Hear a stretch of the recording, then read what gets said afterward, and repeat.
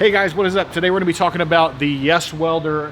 It is the ARC 205DS Pro. I haven't seen any reviews on this yet, and this is going to be of the perspective of somebody that has no idea basically what they're doing with welding. I understand MIG welding a little bit because my friend Dale, who is here helping me do this, has taught me MIG welding, but I've never done TIG welding in my life. So this video is going to be geared as far as like if you've never done TIG welding and you want to learn TIG welding, is this a good machine to learn on? So right off the bat, Yeswelder sent me this. I told them I'm going to do an honest review, and they said that's fine, do an honest review, and right off the bat I'll give you some honesty. When we were hooking this up, what's this called, a gas feed tube, argon hose, snapped right off, and I have some video of it you'll see here. We were installing this, and Dale just barely tweaked it like to tighten it, and thing snapped off. We kind of rigged it back on. It's probably a little more solid than what it was. We got the ground hooked up.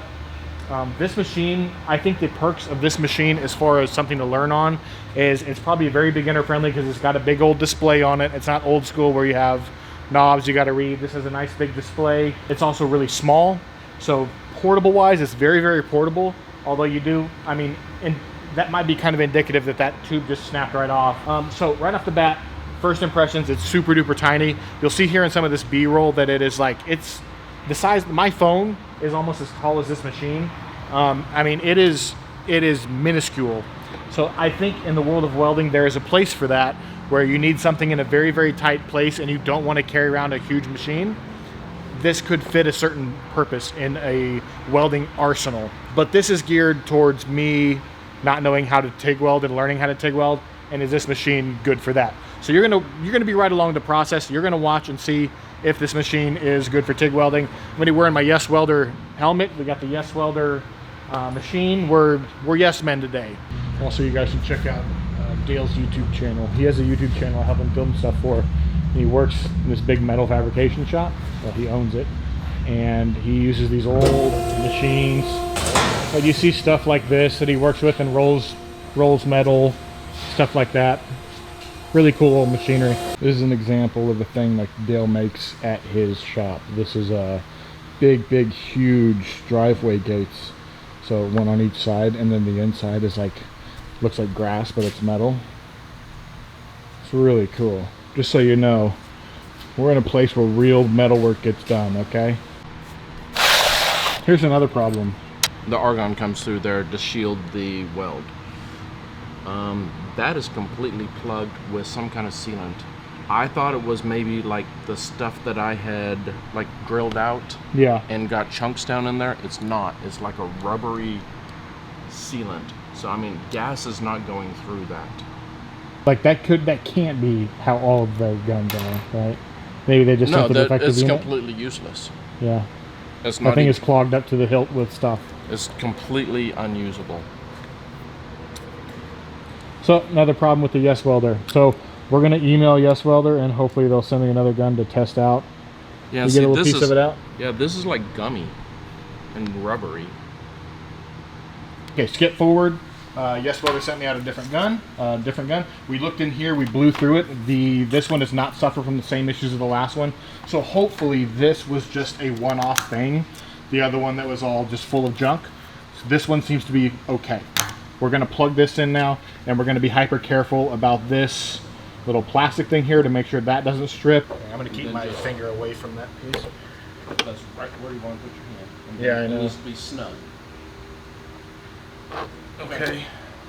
Just be careful not to put any tension on that or use that to torque anything, because you're tempted to put your thumb right there but no, not a good idea. That'll snap right off. Okay, so we got this all hooked up. I bought the Yeswelder regulator. This is for strictly TIG stuff, I believe. This isn't interchangeable with anything other than TIG, right? This is just argon. You could probably run CO2. If you really wanted to. Yeah, you could run CO2 or C25 with it, but it's a flow meter, so it's good for that type of stuff. Okay. So we got this. This was actually only like 20 bucks on Amazon. I'll link this down below. So far, to catch up to speed, we had the issue with the gun clocking up. We had the issue with this snapping off. We had the issue with, what else was there? I'm trying to remember what other issues there were. But also another thing is I learned TIG. Dale was teaching me TIG with his setup because we couldn't get this that last time to work until they sent out the new gun, and I was learning on a foot pedal operated one. So now this is, you're saying, so this is just automatically hot as soon as we turn the machine on. As soon as you turn the machine on, that tungsten is hot. So if it touches anything, it's going to arc. Yeah, if it touches yeah. you, it's going to shock you. So it's kind of one of those. It's a strike arc. So I mean, it's kind of how it is. But it's also one of those things. It'd be nice if there was like a switch or something. Yeah, true. Very true. So this that you don't get. So this is not the most luxurious of TIG welding experiences. This is kind of rudimentary, bare bones, basic TIG welding, and then we'll get into arc welding here in a minute with it too as well. But we're going to try this out for TIG, and I got to be careful of. Well, you'll see. I just got to be careful, and I'll teach Dale some pointers. Of course, is how we go. Okay, so there's the machine. It's on, and so I'm just going to try and touch this to this and see if we get an arc. If the place catches on fire, I'm covered under insurance, right? Sure.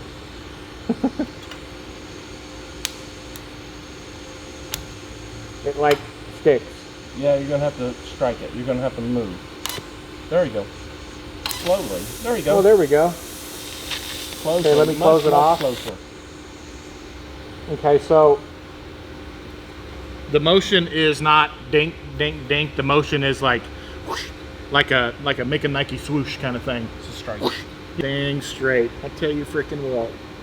Pardon our French, but we're freaking excited about this. Mm-hmm. Okay, here we go. Time to strike another one.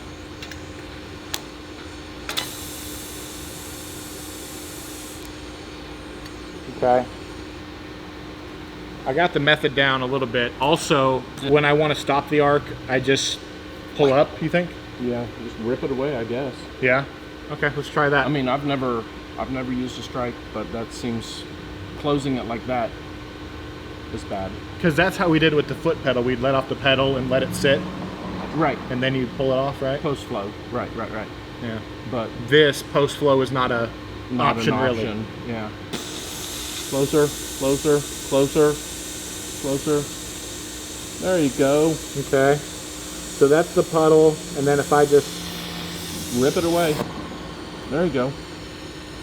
Yeah, that's the way to do it, I guess. So on a foot operated one, for TIG, you would let off the pedal while leaving this still and let the post flow being argon gas, the rest is purging from the line. Right.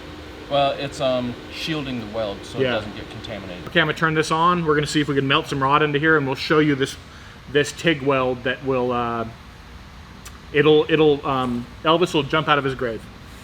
That's what's gonna happen. That's how good of a, what do you call welding nickels? Stacking dimes. Stacking $half. Okay. I want to make sure also that I don't hit Dale with the thing. Oh, I don't care about that. Is that, you know. I've been hit before. Okay, all right, so I'm going to shorten this a little bit. Now I'm going to get my arc going.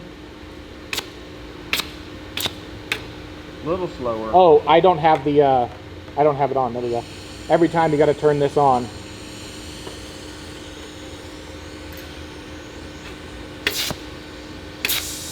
Okay.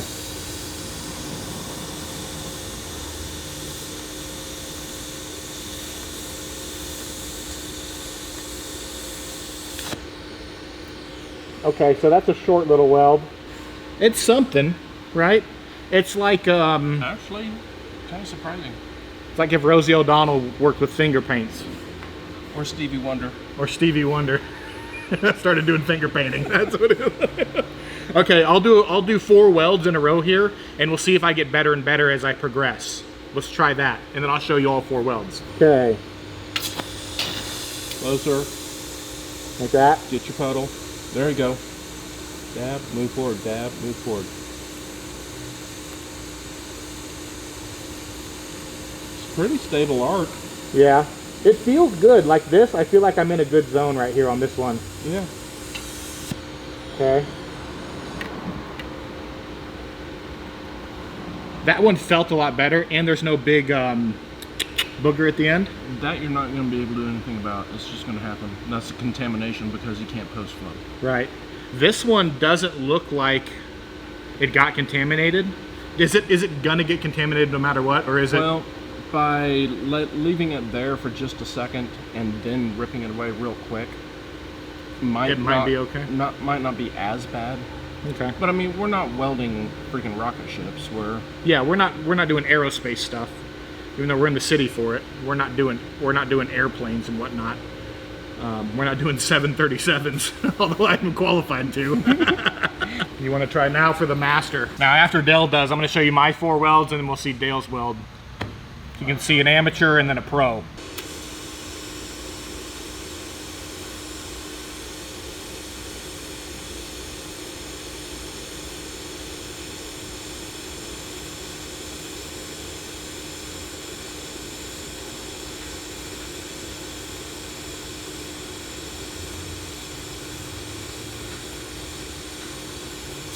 Wow. Mine look like crap. Okay, so this is my first one right here. Here's my second one. Here's my third one, and then here's my last one. I notice on like the third one you can see like the individual little puddles more, and the fourth one you can see them a little bit better. The first 2 were a little bit boogery and kind of not the best, but at the end, once I got the hang of it, I was making a decent little TIG weld, right? And then Dale comes in and he makes this thing, which is just amazing looking. I mean, I would assume that he can get probably something really good like that out of most machines, just to show that the machine is capable of doing a good weld. Like, you don't have to have like a $high-dollar machine. You could use a machine like that. So for TIG welding experience with using Dale's setup versus this, it's like night and day. Because there's the foot pedal operating everything. There's like, with this, there's like 2 or 3 more added steps you have to do to TIG weld. Whereas with Dale's setup, it's like seamless. You just push the thing and go and go and go. It's more of like a production thing, like it's efficient, whereas this is not very efficient, but you can get good welds out of it. Now let's try arc welding. Okay, so now we're gonna try arc welding. So machines off, we had to switch we switched from AC DC to DC positive, AC positive, negatively positive. If you don't know what that is, you're probably not ready to weld. What's the correct terminology? What's it called? To DC negative. We went from DC positive. We went from DC negative to DC positive. To DC positive. So this lead, which is the arc lead, arc snaps into there, and then this plugs into the hot, and then the one that you had your the gun on now switches to negative. So negative, positive for this. When you turn it on, also, this is going to turn on. You want to zoom in on that screen. There you go. So now when this is on, we change the mode with this button here to stick. So that's stick, and this is what we were doing, was lift TIG, just like that. And we are on 220. I think it just senses that we're on 220, so it gives us that signal. So for the stick, what are we doing, 145, or should we go up to 11 trillion amps? What do you think? Let's try 82. 82 amps. So we're gonna go down to 82, which is cool because you can like fast dial it and it just goes, but if you want it smooth, like it'll go one at a time. That's cool. So we're gonna go down to 82, boom, like that. And then Dale's gonna guinea pig this. We're gonna arc weld on some, what do we got? Some bar. Some what? Bar. We got a bar we're gonna arc weld in. Okay, here we go. And these are what do you call those sticks? You just call them sticks? Electrodes? Yeah. These are from Harbor Freight, and they are the, what are they, 2 pound? They're these. These are from Harbor Freight. So I'm sure they're quality. Yeah, they're 2 pound, 1/16 diameter electrodes from Harbor Freight. So yeah, this is some budget stuff here, guys. Right? Yep. Jeez, that gets bright. Okay.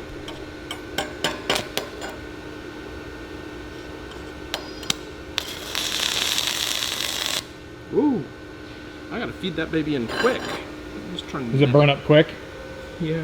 I mean, I know they do, but yeah, it's one of those. So we're turning it down because it's burning quick to 60, 69. Okay.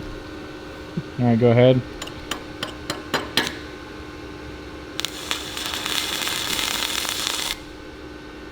Holy cow. Okay. I'm gonna have to feed this.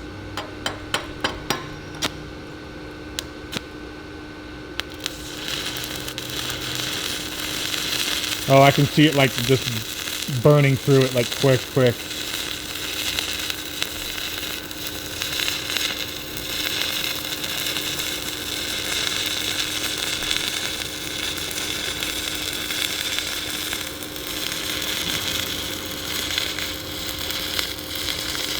Required for arc welding? Chipping hammer and a wire brush, because instead of using gas, which is nice and neat to shield it and keep oxygen away from the weld, it uses the flux that's on the outside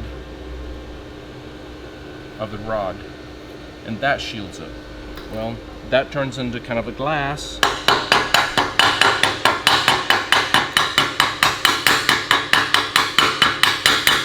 Oh, wow.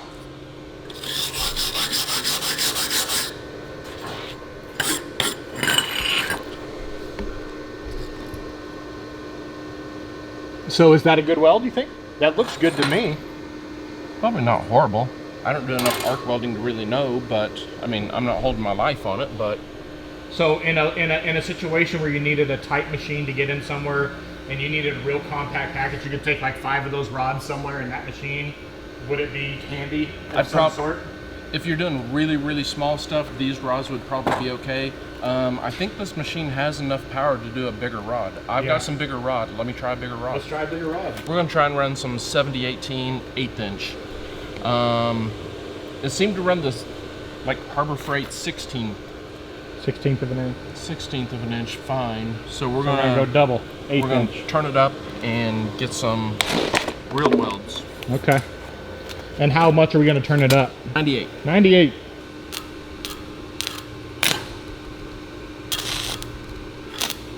That's a little cold. Let's turn it up. Okay, we're going to turn it up to 123.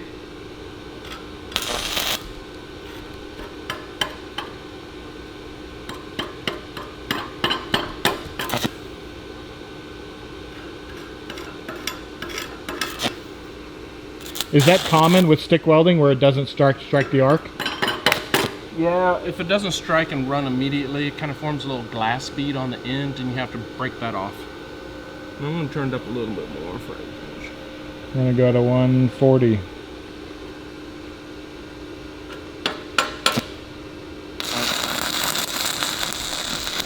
There we go.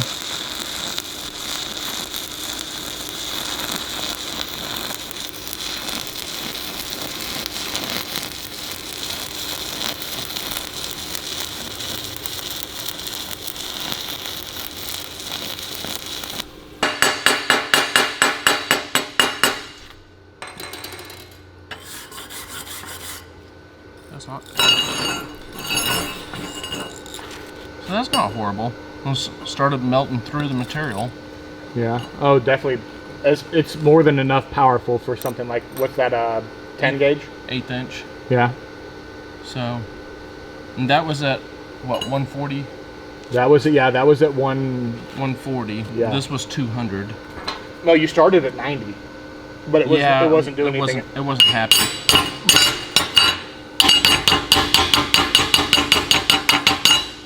It's passable, right, for TIG welding or for arc welding? It's passable.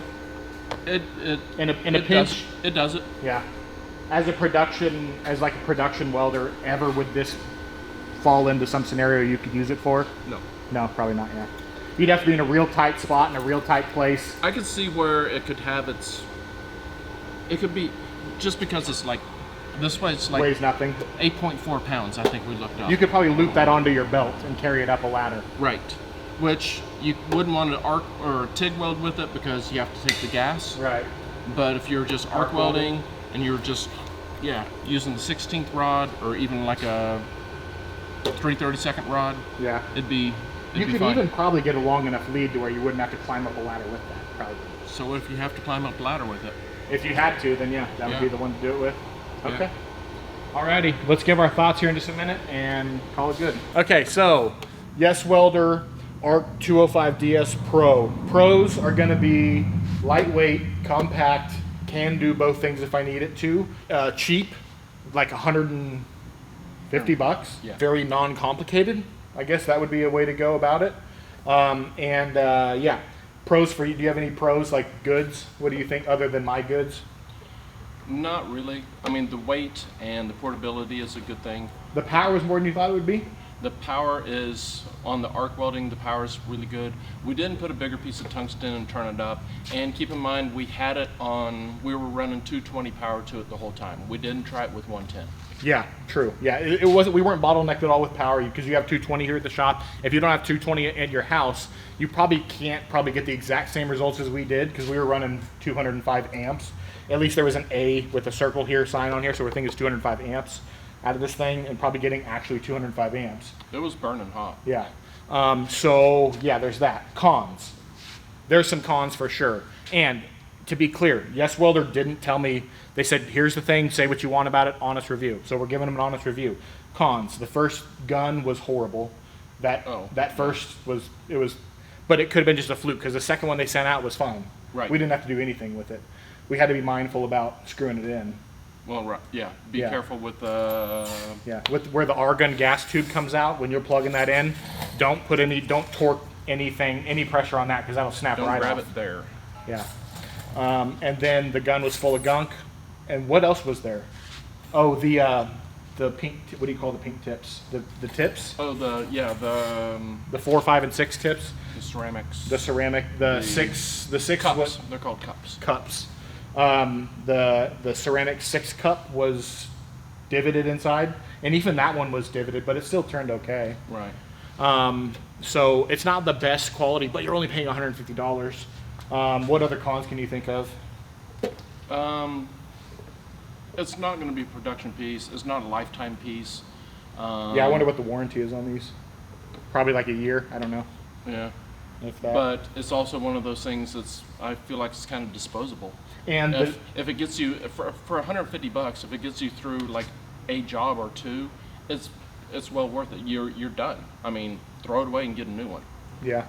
And then the screen is another con for you, right? What is it about the screen that you don't like? I just think it's gimmicky. A good knob would be better for me than a screen. You're an analog. He's an analog kind of guy. I really am.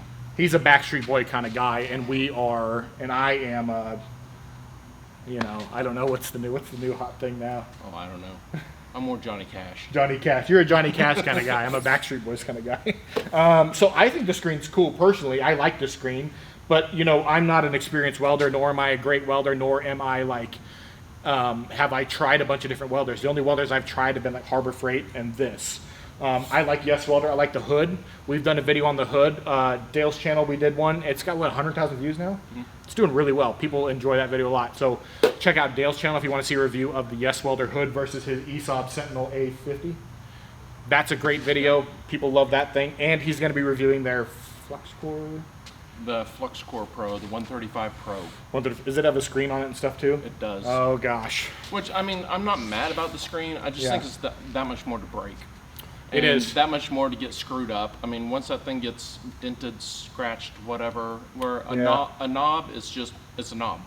Yeah, I guess if you send a sharp thing and it hits here and you no longer have a readout function. Right. Where a knob, there's a sticker on the knob and you can see where there's still a knob. Yeah. Okay. Yeah, that makes sense. Yeah. So that is a failure point would be a screen because if something cracks that screen, you don't have a readout and when you can't tell where you're at, what mode you're in, or anything like that. So yeah, that's a review.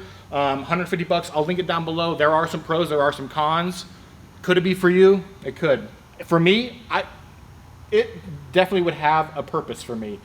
If I learn arc welding and I need to arc weld something quick with the little tiny Harbor Freight 16-inch rods, that could be something I could do. TIG welding, if I was going to TIG weld seriously, I would definitely get a setup more like yours. With the foot pedal, it's so much easier. It's easy. What I could see is there would be an easy mistake could happen with this if you're TIG welding because there's so many steps. You have to undo your gas on the gun. You have to undo the nozzle to let the gas out. You got to keep your arc. You got to strike the arc, and then you got to pull away real quick to take the arc off. And remember to close your gas. Whereas with Dale's setup, it's just like a foot trigger, like a foot pedal, and that's it. And the pedal controls the amount of heat. Yeah. So if it's getting too hot, you just it's like a throttle. You just let up. Yeah. This is like whatever it's set at is what you're married to. Yeah. If you're good at TIG welding and you are not afraid of putting in the extra work of doing the other steps, we'd be great. And it's really light. And like you've seen in some of the B-roll, it is so tiny. This thing is like, I could carry this around for 3 hours and not feel it. Like it's effectively like a... Because you're so manly. Yeah, because I am manly. It's like a 10-pound machine. What do you think that weighs? We looked up, it's 8.4. Yeah, it weighs next to nothing. So that's cool. We could play Frisbee with this. Mm-hmm. Yeah, literally. Anyways, guys, that's the end of the video. Check the channel out if you want to subscribe. You can. I mostly do car projects. I don't do a lot of like reviewing like welders generally. So if you're looking for welding content, I wouldn't go to me. If you want to subscribe to somebody for welding content, go to Dale. But I have some car projects you can check out on the channel if you want to subscribe. You can hit the like button if you like this video at all. If any comments or questions, throw them in the comment section down below, and I'll try to get back to you. I might sub out to Dale, maybe have him check the video every couple weeks and comment back to you guys or something. I'll pay him on a bi-weekly basis to comment back to you guys and answer your questions. Hey. All right, guys, that's it. Thanks for watching. Have a great day. Bye.